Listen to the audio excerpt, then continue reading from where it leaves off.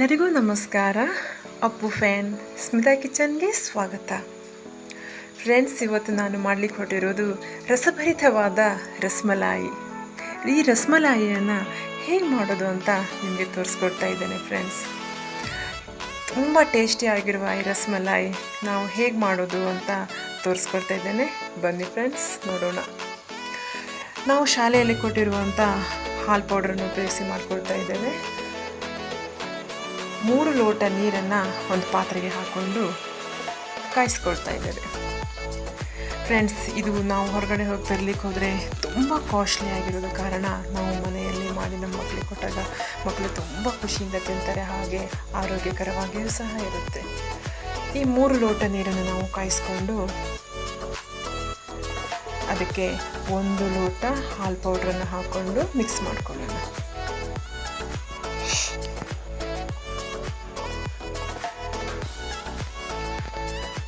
Friends, ಯಾರೆಲ್ಲ ನನ್ನ ವಿಡಿಯೋನ ನೋಡಿ ನನಗೆ ಸಪೋರ್ಟ್ ಮಾಡ್ತಾ ಇದ್ದೀರೋ ನಿಮಗೆ ತುಂಬ ಹೃದಯದ ಧನ್ಯವಾದಗಳನ್ನು ತಿಳಿಸ್ತಾ, ಹಾಗೆ ಯಾರೆಲ್ಲ ಸಬ್ಸ್ಕ್ರೈಬ್ ಮಾಡದೆ ವಿಡಿಯೋನ ನೋಡ್ತಾ ಇದ್ದೀರೋ ಪ್ಲೀಸ್ ಸಬ್ಸ್ಕ್ರೈಬ್ ಮಾಡಿ ವಿಡಿಯೋನ ನೋಡಿ ಅಂತ ಹೇಳ್ತಾ ನಿಮಗೆ ತುಂಬ ಹೃದಯದ ಧನ್ಯವಾದಗಳು ತಿಳಿಸ್ತಾ. ನೋಡಿ ಫ್ರೆಂಡ್ಸ್, ಈಗ ನಾವು ಮತ್ತೆ ಅದು 1 ಲೋಟ ಹಾಲು ಪೌಡ್ರನ್ನು 3 ಲೋಟ ನೀರಿಗೆ ಸ್ವಲ್ಪ ಕಾಯಿಸ್ಕೊಂಡು ಮಿಕ್ಸ್ ಮಾಡಿಕೊಂಡು ಹಾಗೆ ಮತ್ತೆ ಕುದಿಲಿಕ್ಕೆ ಇಟ್ಕೊಂಡಿದ್ದೇವೆ.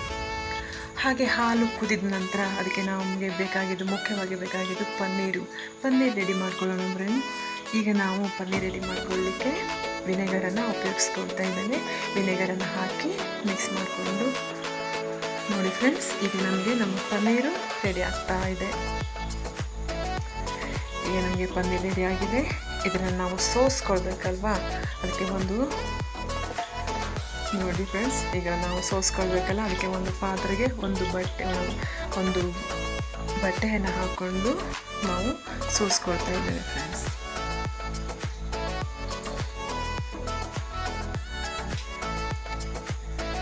ಪೂರ್ತಿಯಾಗಿ ಸೋಸ್ಕೊಂಡ ನಂತರ ಅದಕ್ಕೆ ನಾವು ಪನ್ನೀರಿನ ಅಂಶ ಹಾಗೆ ಹುಳಿ ಅಂಶ ಎಲ್ಲ ಹೋಗಲಿಕ್ಕೆ ಸ್ವಲ್ಪ ನೀರನ್ನು ಹಾಕಿ ತೊಳೆದು ಹಿಂಡ್ಕೊಳ್ತೇವೆ.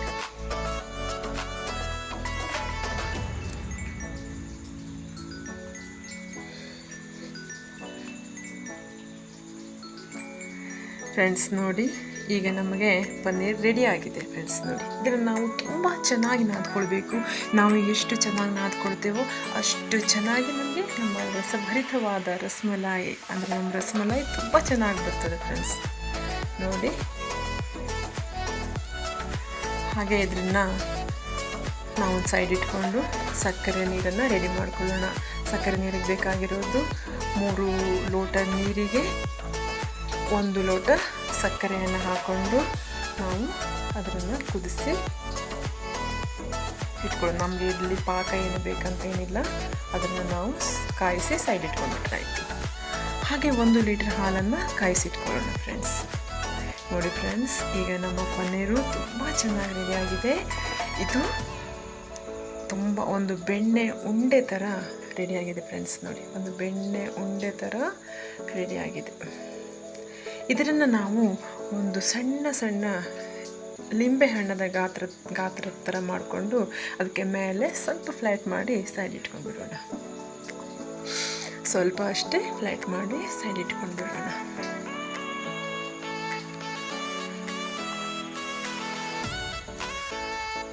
ನೋಡಿ ಫ್ರೆಂಡ್ಸ್, 1 ಲೋಟ ಹಾಲು ಪೌಡರಿಂದ ಎಷ್ಟೊಂದು ನಮಗೆ ರಸಮಲಾಯಿ ಮಾಡಲಿಕ್ಕೆ ಪನ್ನೀರ್ ಸಿಕ್ಕಿದೆ ನೋಡಿ ಫ್ರೆಂಡ್ಸ್. ಹಾಗೆ ನಾವು ಮಾಡ್ಕೊಂಡಿಟ್ಟಿರುವಂತಹ ಸಕ್ಕರೆ ನೀರಿನಲ್ಲಿ ಪೂರ್ತಿಯಾಗಿ ಉಂಡೆಗಳನ್ನು ಹಾಕಿಬಿಡೋಣ. ಹಾಗೆ ಆ ಸಕ್ಕರೆ ನೀರು ಪೂರ್ತಿಯಾಗಿ ಅದು ಹೀರ್ಕೊಂಡ್ಬಿಡುತ್ತೆ. ನೋಡಿ, ನಾವು ಹಾಲು ಕಾಯಿಸ್ಕೊಂಡು 1 ಲೀಟರ್ ಹಾಲನ್ನು ಕಾಯಿಸ್ಕೊಂಡಿದ್ದೇವಲ್ಲ, ಅದಕ್ಕೆ ನಾವು ಫುಡ್ ಕಲರನ್ನು ಹಾಕಿ ಮಿಕ್ಸ್ ಮಾಡ್ಕೊಂಡಿದ್ದೇವೆ. ಹಾಗೆ 1 ಲೋಟ ಸಕ್ಕರೆಯನ್ನು ಹಾಕ್ಕೊಂಡಿದ್ದೇವೆ. ನೋಡಿ ಫ್ರೆಂಡ್ಸ್, ಈ ನಮ್ಮ ಪನ್ನೀರು ಪೂರ್ತಿಯಾಗಿ ಸಕ್ಕರೆ ನೀರನ್ನು ಹೀರ್ಕೊಂಡಿದೆ. ಸ್ವಲ್ಪ ಅಷ್ಟೇ ನಾವು ಒಂದು ಸೌಟಿನ ಸಹಾಯದಿಂದ ಅದನ್ನು ಹಿಂಡಿಕೊಂಡು ಈ ಹಾಲಿಗೆ ಹಾಕ್ಕೊಳ್ತಾ ಇದ್ದೇವೆ. ಸ್ವಲ್ಪವಷ್ಟೇ ಹಿಂಡ್ಕೊಂಡು ಸಕ್ಕರೆ ನೀರನ್ನು ಸ್ವಲ್ಪ ಹಿಂಡ್ಕೊಂಡು ನಾವು ಈ ಹಾಲಿಗೆ ಹಾಕ್ಕೊಳ್ತಾ ಇದ್ದೇವೆ. ಹಾಲಿಗೆ ನಾವು ಸಕ್ಕರೆಯನ್ನು ಹಾಕೊಂಡಿದ್ದಕ್ಕಾಗಿ ತುಂಬ ಟೇಸ್ಟಿಯಾಗಿರುತ್ತೆ. ಇದರಲ್ಲೂ ಸಹ ಸಕ್ಕರೆ ಪ್ರಮಾಣ ಇರೋದರಿಂದ, ಆ ಹಾಲಿನಲ್ಲೂ ಸಹ ಸಕ್ಕರೆ ಪ್ರಮಾಣ ಇರೋದರಿಂದ ತುಂಬ ತುಂಬ ತುಂಬ ಚೆನ್ನಾಗಿ ಬರ್ತದೆ ಫ್ರೆಂಡ್ಸ್. ನೋಡಿ, ಇದು ನಮ್ಮ ರಸಮಲೈ ರೆಡಿ ಆಗಿದೆ. ಈಗ ಅದಕ್ಕೆ ನಾವು ಏಲಕ್ಕಿ ಪೌಡರು ಹಾಗೆ ಡ್ರೈ ಫ್ರೂಟ್ಸನ್ನು ಚಿಕ್ಕ ಚಿಕ್ಕದಾಗಿ ಕಟ್ ಮಾಡಿ ಹಾಕ್ಕೊಂಡಿದ್ದೇವೆ ಫ್ರೆಂಡ್ಸ್. ತುಂಬ ಟೇಸ್ಟಿಯಾಗಿದೆ ನೋಡಿ ಫ್ರೆಂಡ್ಸ್. ತುಂಬ ಟೇಸ್ಟಿಯಾಗಿ ಬಂದಿರುವ ನಮ್ಮ ರಸಮಲಾಯಿ ತುಂಬ ಟೇಸ್ಟಿಯಾಗಿದೆ ನೋಡಿ ಫ್ರೆಂಡ್ಸ್. ಇದನ್ನು ನೀವು ಫ್ರಿಜ್ಜಲ್ಲಿ ಸಹ ಸ್ಟೋರ್ ಮಾಡಿ ತಿನ್ಬೋದು friends. Thank you for watching.